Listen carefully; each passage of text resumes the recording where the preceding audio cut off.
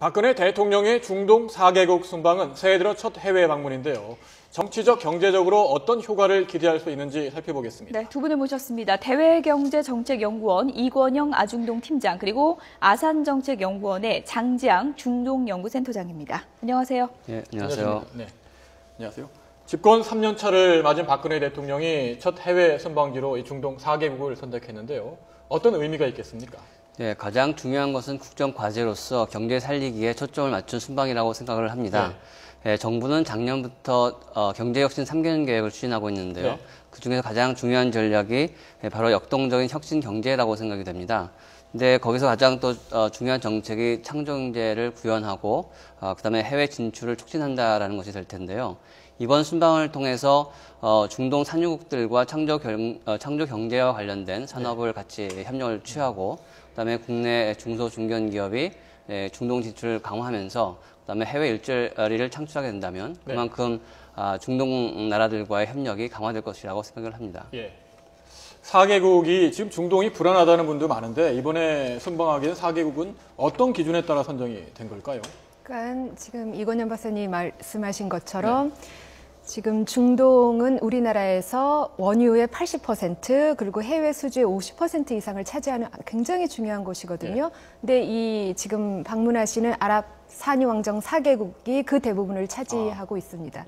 그런데 이제는 미국발 셰일 혁명도 있고 그리고 지속되었던 이런 저유가 현상 때문에 기존의 이런 경제 협력 관계를 한 단계 더 업그레이드 해야 된다라는 이런 시대적인 요청이 있거든요.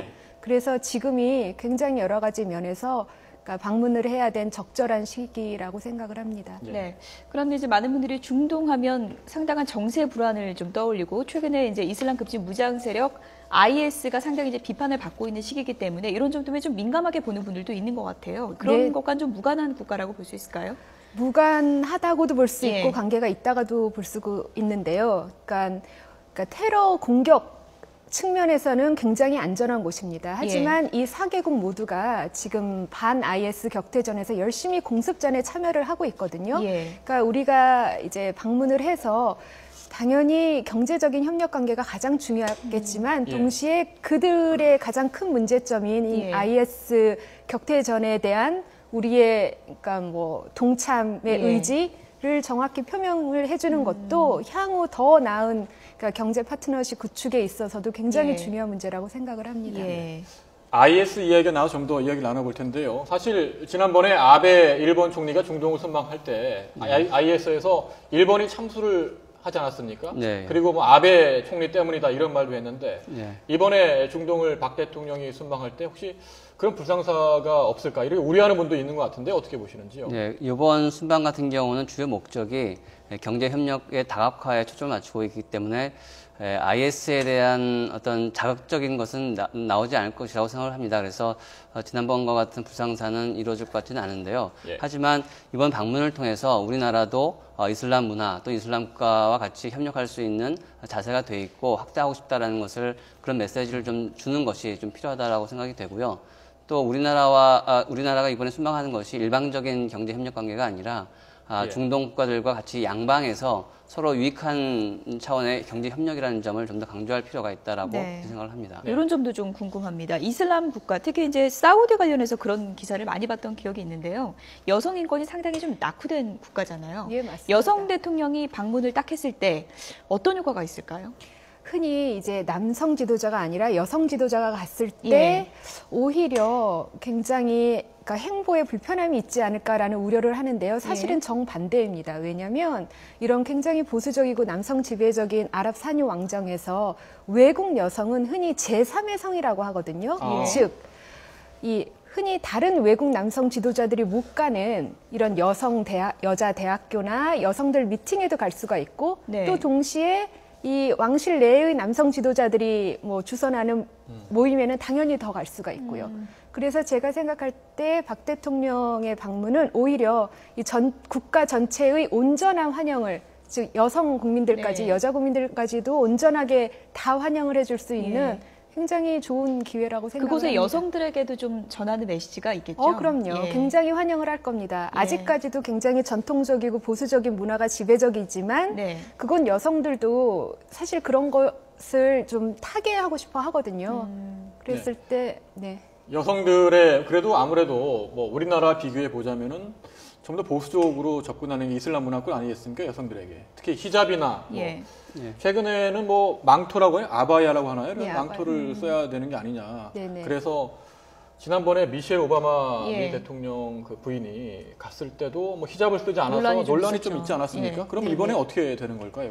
제가 알기로는 그러니까 아바야가 이 손목이랑 발목까지를 가려준다는 차원에서 이제 이슬람 문화를 존중하는 뜻이고, 그러니까 박 대통령이 굳이 이런 검정 아바야를 쓸 필요는 없으실 테고, 하지만 손목 발목까지는 다 가려줘야 될 테고요. 하지만 히잡은 외국 여성은 쓰지 않아도 됩니다. 아. 네. 저도 종종 국제회의나 예. 뭐 이렇게 현지 조사를 가는데. 그러니까 히잡까지는 쓰지 않아도 되지만 아바야를 입어주는 것은 상대에 대한 예의를 예. 차리는 것이죠. 미셸 오바마 방문 당시에 그때 여성 수행원들도 네. 좀 복장이 조금은 좀 자유스러웠다 이런 뭐 네네. 비난 그 국내에서 그 현지에서는 좀 있었던 걸로 알고 네, 있는데요. 맞습니다. 이번에도 우리한테도 똑같이 적용이 되는 건가요? 수행원들의 복장도 상당히 좀 저는 똑같이 적용이 될 예. 테고 우리 수행원들은 손목 발목까지는 가리는 옷을 입을 거라고 저는 생각을 합니다. 아바야 망토를 걸친다는 얘기인데요. 네네. 그렇게 될 경우에는 궁금한 게 뭐 예. 국빈이 가시는 거고 그러면은 경호에 문제가 없냐? 이렇게 망토를 온몸을 다 가리고 있으면은 네. 혹시 뭐 문제가 생기지 않을까요? 뭐 그런 의구심도 있는데. 예. 네, 그렇지만 이번 방문하는 것이 이슬람 국가들과의 협력을 강화하는 것이기 때문에 일단 현지에서의 문화나 뭐 관습을 좀 따라줄 필요는 있을 거라고 생각이 예. 됩니다. 그 복장이 우리가 생각할 때는 무슨 뭐 그렇게 가리는 게 중요한가 싶은데 그 나라에서는 그거 하나가 되게 큰 의미가 되나 봐요. 그렇죠. 그러니까 예. 소위 쿠란에서 예. 남성이나 여성이나 모두 굉장히 이 의복을 그러니까 모디스트하게 굉장히 겸손하게 입으라라고 네. 말이 나와 있거든요. 그러기 위해서는 최대한 자기 자신의 이렇게 그러니까 살을 덜 보이는 예. 것이 상대방에 대한 예의라는 차원에서 외교적으로 좀 맞춰주는 게 좀 필요한 건가요? 네네, 맞습니다. 예. 대통령께서도 뭐 그렇다면은 뭔가 이 손목까지 덮는 네네. 그런 복장을 하시겠군요. 네. 예. 근데 박 대통령 흔히 항상 그렇게 입으시지 않나요? 손목 발목을 다 예. 가려주시는. 평상시에 뭐 외국 국빈들 만나는 그런 정장 차림이라든지 네. 뭐 긴 치마 뭐 그렇게 입으시면 문제가 없을 거라. 별다른 문제가 없을 네. 것이다. 네. 예. 예. 근데 대통령께서 중동에 가서 여성 대통령이고 이러다 보니까 어떤 대접을 받을까? 조금 전에 말씀하시기엔 더 좋아할 거다 말씀도 하셨는데 네네. 중동 문화권에서는 이 귀빈을 어떻게 대접을 하는 겁니까? 그러니까 중동 특히 이제 아랍 산유 왕정 같은 경우는 아직도 보수적이고 전통적인 문화가 지배적이라서 그러니까 굉장히 공식적인 뭐 시스템이나 제도보다는 비공식적인 이렇게 개인 간의 이런 교우 관계, 친분, 특별한 우정, 무슨 가족끼리의 이런 결속력을 강조하기 때문에 네. 예. 이 외부에서 손님이 오시는 것을 굉장히 중요한 걸로 생각을 하고 예. 진짜 아주 극빈 대접을 할 겁니다. 그렇다면 우리는 이제 어떻게 해야 되냐? 우리도 그거에 맞춰서 그러니까 관계를 일회성으로 이렇게 설정할 것이 아니라 우리도 진짜 이렇게 신실하게 장기 이 관계로 간다라고 생각을 하고 그에 맞춰서 하면 될 것 같습니다. 예. 네. 이번에는 경제 분야 어떤 효과가 있을지도 좀 짚어봐야 될 것 같은데 네. 이번에 들어보니까 최대 규모 경제 사절단이라고 해요. 그렇다면 기업들 입장에서도 뭔가 기대하는 효과가 크다는 의미도 될 수 있을 네. 것 같은데 어떤 부분이 있을까요? 네, 이번 경제사절단을 보게 되면 115개 기업으로 굉장히 큰 규모의 경제사절단이고요. 그다음에 네. 가장 좀 특징적인 것은 대기업 이외에 59개의 중견 기업이 같이 참석한다라는 것이 있고요. 또 과거와는 달리 뭐 병원이라든지 IT 또는 금융에 관련된 기관까지 같이 간다는 것이 큰 특징이 되겠습니다. 예. 중동 시장 하면은 일단 큰 잠재력을 들 수가 있을 텐데요. 중동 시장에는 인구 증가율이 일단 빠르고 그다음에 소득 수준 향상 속도가 빠르기 때문에 예. 그만큼 시장 규모가 크다라고 볼 수가 있고요. 또한 이번에 방문하는 산유국들이 주로 이제 아랍어를 사용하고 아랍 민족이라는 이제 동질성을 갖고 있는데 그런 나라들이 모여서 아랍 연맹이라고 있습니다. 그래서 아랍 연맹이 22개국이 있는데 거기에 이제 살고 있는 인구 수가 3억 5천만 명에 이릅니다. 그래서 그 잠재적인 파급 효과가 굉장히 이제 클 것이라고 생각이 되고요. 또 하나는 그 2020년에 이제 두바이에서 엑스포가 있고 2022년에는 이제 카타르에서 월드컵이 개최가 됩니다. 그래서 그에 따른 뭐 메가 프로젝트가 굉장히 많이 이제 수주가 되고 있기 때문에 그에 관련해서도 국내 기업들이 관심을 둘 만한 사업 기회들이 많을 것이라고 이렇게 생각을 합니다. 예. 그런데 말이죠. 사실 이 중동에 관심을 경제 분야에서 특히 관심을 두는 분야는 건설 분야 아니겠습니까? 네, 저희 이제 그렇죠. 예. 중동 건설 제2의 붐이 일어야 된다 이런 말도 나오고 있는데 사실 최근에 몇 년 사이에 중동에 진출했던 우리 기업들이 어려움을 겪었고 특히 출혈 경쟁이 심했지 않습니까? 그러다 보니까 문제점도 많았는데 뭐 그런 부분도 이번에 좀 언급이 돼서 개선되지 않겠습니까? 어떻게 보시는지요? 그래서 출혈 경쟁이라고 하는 것은 이제 국내 업체들 간의 어떤 저가 수주 경쟁을 하다 보니까 그렇게 된 것인데 이번 기회를 통해서 어떤 국내 기업들 간에 뭐 서로 정보 공유라든지 아니면은 현지 상황에 맞춰서 뭐 좀 더 경쟁 우위가 있는 쪽에서 좀 더 많이 한다라든지 그런 조정이 좀 필요할 것으로 보입니다. 그리고 최근에 이제 저유가 때문에 과연 이제 중동의 건설 붐이 식는 것이 아닌가라는 그런 우려가 있는데 일단 최근 상황이 이제 유가가 좀씩 올라가는 상황이고 또 현지에서는 이제 국부펀드라든지 뭐 그런 이제 외환 보유가 충분히 있기 때문에 적어도 올해 안에 뭐 지출 규모가 갑자기 줄어들거나 하지는 않을 것으로 보입니다. 그래서 기존에 하던 방식대로 좀 더 중동 국가들과 좀 협력 관계를 좀 강화하면서 프로젝트를 수주하는 것에 대해서도 좀 더 지원을 좀 많이 할 필요가 있다라고 생각이 됩니다. 네, 1차 뭐 중동 붐은 건설 위주라고 해도 이제 과언이 아닐 텐데 최근에는 제조업 분야나 정보통신기술 분야 쪽에서도 중동 진출을 많이 노리고 있다고 하던데요. 그것은 이제 중동 현지 국가들의 이제 정책 변화에 따른 것인데요.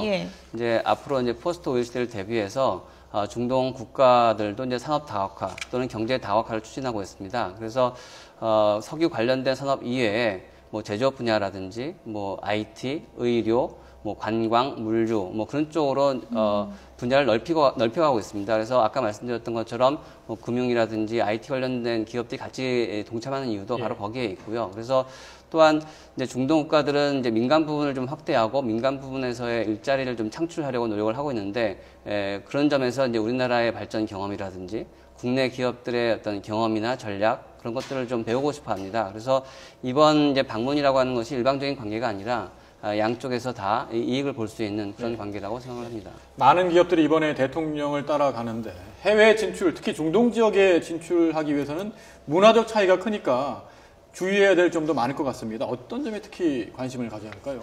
제일 중요한 것은 아까 말씀드렸던 것처럼 굉장히 이런 전통적인 가치를 아직도 중요시 여기는 나라들이기 때문에 이 우리와 서로 이 관계가 일방적인 것이 아니라 장기적으로 앞으로 계속 오래 간다라는 확신을 심어주어야 되고요. 사실 그럴 경우 이게 약간 정근대적인 문화가 아니냐라고 생각할 수도 있는데 지금 저 아랍 4개국에서 대부분의 이런 뭐 투자나 수주를 장악하고 있는 나라들이 유럽이거든요. 즉 유럽은 정근대적인 가치랑 거리가 멀지만 사업을 하는 데 있어서는 누구보다도 그런 가치를 인정해주고 존중해주고 이용하고 있기 때문에 우리도 그들 못지않게 그런 부분을 잘 공략을 해서 그러니까 장기간 가는 서로 윈윈하는 파트너십을 구축할 수 있다라는 확신을 심어주는 게 중요할 것 같습니다. 지금까지 이렇게 해온 부분에서는 어떤 점이 좀 아쉬웠다고 보십니까? 그러니까 제가 강조하고 싶은 것은 우리도 이제는 이런 정치 외교적인 면도 너희들이랑 뭐 목소리를 낼 수 있다라는 것을 좀 강조해줘야 될 것 같아요. 흔히 한국 하면은 굉장히 경제 이슈만 중요시 여기고 사업 얘기만 하고 싶어 하지 지금 중동이 처하고 있는 이런 어려움에는 큰 목소리를 내지 않는다라는 평가가 대부분이었거든요. 하지만 우리가 지금 전 세계가 고통을 받고 있는 이런 IS 테러 문제에서도 인도적 지원금도 내고 나름 열심히 활동을 하고 있거든요. 근데 그 부분을 약간 더 이렇게 홍보도 할 뭐 부분이 있다라고 생각을 합니다. 그 중동 뭐 말씀하시면서 유럽 국가들이 사업권을 많이 따낸다고 말씀하셨죠. 네네, 제가 맞습니다. 보니까 영국이나 프랑스 같은 경우에 중동 문제가 나오면 마치 자기네 일인 것처럼 큰 관심을 갖고 뭐 개입도 하고 뭐 군사적 개입도 물론 다국적 형태로 합니다만 개입을 해서 중동 국가랑 뭔가 인연을 놓지 않고 계속 관심을 기울이는 것 같습니다. 말씀하는 점 굉장히 중요할 것 같고요. 근데 그런데 말이죠. 이렇게 중동과는 우리 관계를 볼 때 투자 유치는 굉장히 어려운 것 같습니다. 이 오일머니가 왜 이렇게 유치하기 어려운 걸까요? 그러니까 기본적으로 우리나라 이제 기업들이 투자를 할 때 이제껏은 주로 이렇게 에너지나 건설 수주에 많이 집중을 했어요. 즉 장기적으로 보고 오랜 동안 이제 투자를 같이 해야 된다. 그리고 이게 단기적으로 위험 같은 것도 서로 분배를 하고 쉐어링을 한다라는 확신을 좀 못 주었던 것이 있거든요.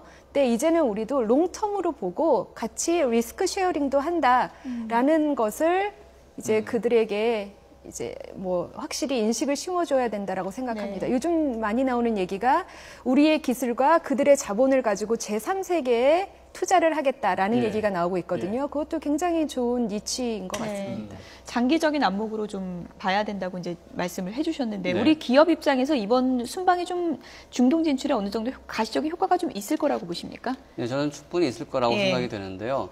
우리나라 기업들은 이제 내수 시장이 제한되어 있기 때문에 해외로 많이 진출을 해야 되고 또 새로운 시장을 찾기 위해서 노력을 하고 있는데 중동 시장이 앞서 말씀드렸던 것처럼 잠재력이 굉장히 큰 시장이기 때문에 도움이 많이 될 거라고 생각이 되고요. 또 아까 말씀드렸던 것처럼 이제 국부펀드라는 형태로 해서 중동 시장에 이제 유동성이 많기 때문에 그것을 좀 활용할 필요도 있다라고 생각이 되겠습니다. 근데 국부펀드라고 하는 것이 물론 규모는 크기는 하지만 그만큼 또 투자 기준도 엄격하게 하고 있고 또 그 나라들도 이제 유럽계 어떤 펀드 매니저들을 고용해서 굉장히 글로벌 스탠다드에 맞춰서 투자를 하고 있기 때문에 쉽게 우리가 그 돈을 끌어다 쓰기는 어려울 것 같습니다. 그래서 제가 생각하기에는 좀 더 수익성이 있는 사업 발굴을 좀 더 강화해야 될 필요가 있다라고 생각이 듭니다. 예. 최근 IS 때문에 뭐 중동에 있는 우리 교민들 굉장히 불안한 것 같습니다. 이 문제에 대해서도 물론 언급이 되겠지요. 저는 언급을 해야 된다라고 생각을 하는 것이요. 사실 이 박근혜 정부의 외교 정책의 근간이 국제규범을 준수하고 인도주의 원칙을 강조하는 소위 중경고 외교라는 것이거든요. 네. 그 배후가 그 논리적인 배후가 왜냐하면 우리가 그렇게 함으로써 국제적인 신뢰도도 얻고 그다음에 이 지지 여론도 얻어서 나중에 한반도 문제를 다룰 때 우리가 좀 더 이런 도덕적인 윤리를 권위를 확보하자라는 것이기 때문에 이번에도 지금 중동 이 아랍 4개국 왕정이 굉장히 고통받고 있는 이 문제에 대해서 우리도 너희와 같은 목소리를 내고 있고 우리도 인도주의 원칙을 강조를 한다라는 것을 확실히 해주면 우리 경제 협력에도 더 도움이 될 테고 나중에 우리가 북한 문제를 다룰 때도 국제사회로부터 뭐 지지 여론을 받는데 큰 도움이 될 거라고 생각을 합니다. 네. 네, 지금까지 박근혜 대통령의 중동 4개국 순방 의미 짚어봤는데요. 대외경제정책연구원 이권영 팀장, 아산정책연구원 장지양 중동연구센터장과 함께 이야기를 나눠봤습니다. 두 분 고맙습니다. 예, 고맙습니다.